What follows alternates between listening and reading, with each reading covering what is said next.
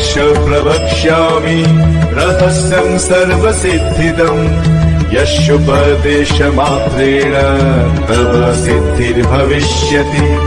नाम्ना तेन महातारा ख्याता सा ब्रह्मरूपिणी महाशूलत्रयं कृत्वा तत्र चैकाकिनी स्थिता।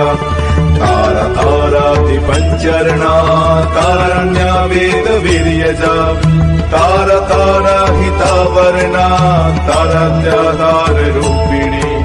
तारा रात्रि समुत्पन्ना तारा रात्रि वरोद्यत तारा रात्रि जपाशक्ता तारा रात्रि स्वरूपिणी।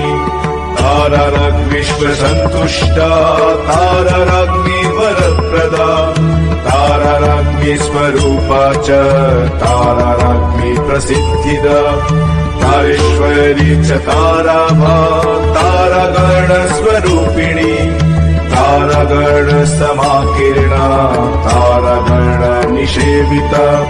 तारा गुण गणाकीर्णा तारा गुण गणप्रदा तारा गुण गणाशक्ता तारा गुण गणालया।